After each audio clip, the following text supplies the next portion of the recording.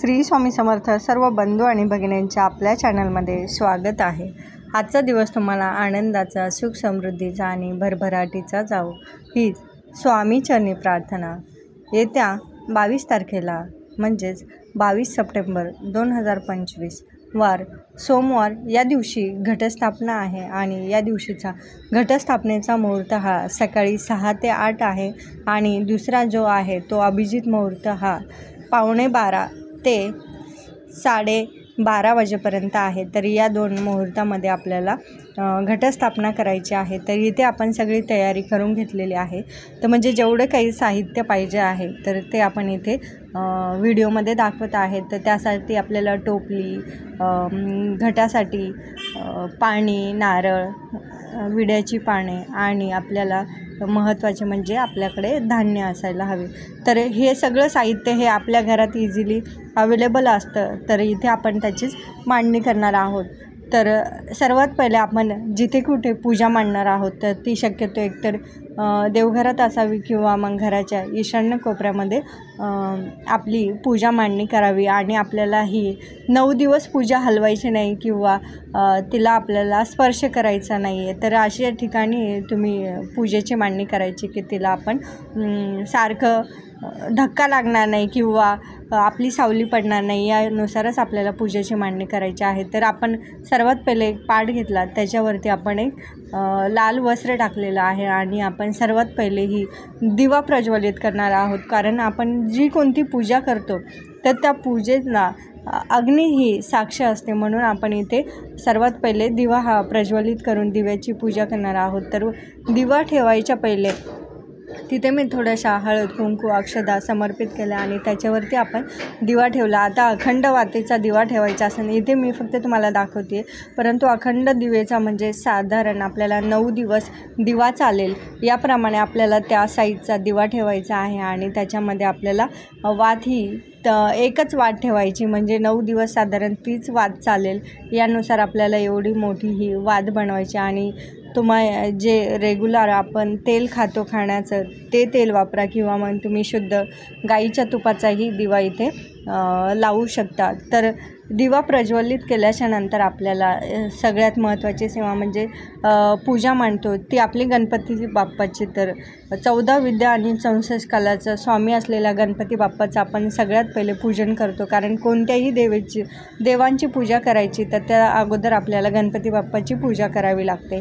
तर आपण इथे गणपती बाप्पाचीही पूजा करून घेतलेली आणि इथे एक आपण घट घेतलेला आहे। तर बऱ्याच ठिकाणी तांब्याचाही ठेवतात, तर कुणी मातीचाही ठेवतात। तर इथे आपण एक घट घेतलेला आहे मातीचा, तर त्याच्यामध्ये आपण पाणी भरून घेतलेलं आहे काठापर्यंत आणि त्या पाण्यामध्ये आपल्याला साधारण 5 वस्तू टाकायच्या।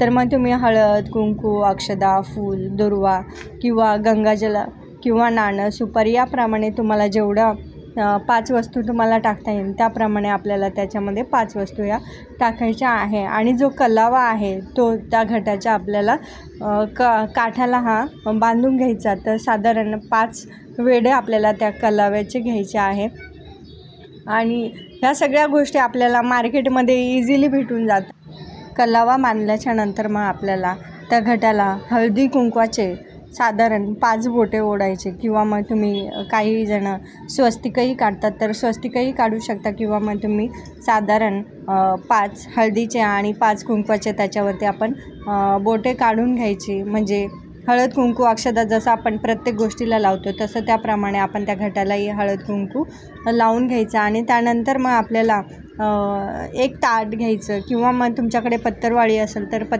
पत्तरवाळी घ्या किंवा मग तुमच्याकडे जी टोपली असेल तर टोपली घ्यायची। नाहीतर मग तुम्ही जिथे आपण घट ठेवणार आहोत तर त्या ठिकाणी साधा आपण जी शेतातली माती, लाल माती असो किंवा काळी माती असो, जी शेतातली माती असेल तर ती माती आपण तिथे चौकोनी करून डायरेक्ट आपण त्या कपड्यावरतीही टाकू शकतो किंवा मग पत्तरवाळी किंवा ताट किंवा मग दुर्डी त्याच्यामध्ये आपण असं हे माती टाकून घ्यायची। थोडेसे जे 7 प्रकारचे धान्य आहेत तर ते 7 प्रकारचे धान्य आपण त्यामध्ये व्यवस्थित मिक्स करून घ्यायचे। मग त्यामध्ये चणे असेल, गहू असेल, ज्वारी असेल, मूग असेल, हरभरे असतील, जवस असेल, अशा प्रकारे आपल्याला त्यामध्ये 7 धान्य टाकतात. तर काही ठिकाणी फक्त एकच धान्य टाकलं जातं, गहू. कारण काय होतं की गव्हाचं एकदम सरळ व्यवस्थित धन उगतं आणि हरभरे वगैरे टाकले तर ते थोडंसं पांगतं. परंतु याच्यामध्ये शास्त्रानुसार 7 प्रकारचेच धान्य टाकावं असं सांगितलेलं आहे. तर ते धान्य व्यवस्थित उगावं म्हणून साधारण आपण एका वाटीमध्ये ते अर्धा तासासाठी भिजत जर ठेवले तर ते छान फुगतात आणि छान व्यवस्थित हे आपले अंकुर येतात. तर त्याप्रमाणे आपण ती माती पण ओली करून घ्यायची. खूप ओली करून नाही घ्यायची, कारण त्या घटातून नंतर पाणी हे पाझरत असतं. तर पाणी अतिही होऊ नये याची काळजी घ्यायची, कारण पाणी जर जास्त झालं तर मग जे आपलं धन उगतं तर ते पिवळं पडण्याची शक्यता असते. त्यामुळे आपण पाण्याचं प्रमाण हे थोडंसं कमीच ठेवायचं. आणि जेव्हा आपण तो घट ठेवतो त्या मातीवरती तर त्याच्यावरती आपल्याला विड्याची जी काही 5 पाने आहेत तर ती 5 पाने ठेवायची. तुमच्याकडे विड्याची पाने नसेल तर आंब्याची जी काही पाने आहेत तर ती पानेही ठेवू शकता. आता बऱ्याच ठिकाणी काय होतं की त्या घटावरती कुणी नारळ ठेवतं, तर कुणी काय करतं की प्लेट ठेवता. त्या प्लेटमध्ये तांदूळ ठेवून आपली जी काही कुलदेवी असते तर ती कुलदेवी आपण टाक असेल तर ते आपल्याला झोपवायचं आहे, उभं ठेवायचं नाही. कारण ही कुलदेवी ही 9 दिवसासाठी आपल्या घरी ही आराम करायला येत असते. तर त्यासाठी आपण त्या कुलदेवीला, त्या टाकाला आपल्याला आडवं ठेवायचं आहे, झोपवायचं आहे, उभं करायचं नाही. तर बऱ्याच ठिकाणी हे फोटो जर असेल तर पाठीमागे हा फोटो उभा केला जातो. आपण जी काही पंचोपचार पूजा करतो तर ते पूजा आपल्याला 9 दिवस साधारण दुरूनच करायचे आहे, किंवा जे काही पाणी आपल्याला घटाला घालायचं आहे किंवा खाली आपल्याला पाणी शिंपडायचं आहे तर ते पाणी आपण फुलांनी अर्पण करायचं. आणि खूप प्रमाणात पाणीही नाही टाकायचं. आणि सगळ्यात महत्त्वाची गोष्ट म्हणजे जो काही आपण अखंड दिवा लावतो तो दिवा जर विझला, आता बऱ्याच वेळेस काय होतं की त्या दिव्याला काजळी येते आणि मग तो दिवा हा विझून जातो.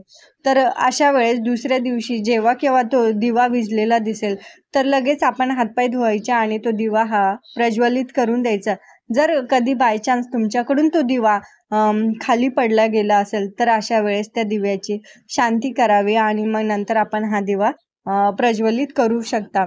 परंतु दिवा विझणार नाही याची आपल्याला ह्या 9 दिवसामध्ये काळजी घ्यायची आहे. तर ही झाली आपली सगळी तयारी. तर अशा प्रकारे आपल्याला सगळी तयारी करून घ्यायची आणि त्यानंतर मग आपल्याला जी काही कुलदेवीची 9 दिवस सेवा करायची तर ती संकल्पासहित सेवा करा. कारण संकल्प केला ना तर त्याचं फळ मिळतं, नाही तर संकल्प जर तुम्ही केला नसेल तर त्याचं फळ हे आपल्याला मिळत नाही. मग तुम्ही याच्यामध्ये 14 दुर्गा सप्तशतीचे पाठ करू शकता. तर याने 9 दिवसामध्ये 9 चंडी केल्याचं आपल्याला पुण्य मिळतं. मग तुम्ही श्रीयंत्रावरती किंवा कलशावरती आपण कुंकुमार्चन करू शकता, किंवा मग तुम्ही श्रीसूक्त म्हटलं 16 वेळेस तर ते श्रीसूक्ताचंही खूप पुण्य हे मिळतं. आणि आपल्या कुळाचा उद्धार करणाऱ्या कुलदेवीची सेवा ही नक्की करावी. आणि देवी ही आपल्या घरात स्थानापन्न झालेली असते, विश्राम करायला येते असते.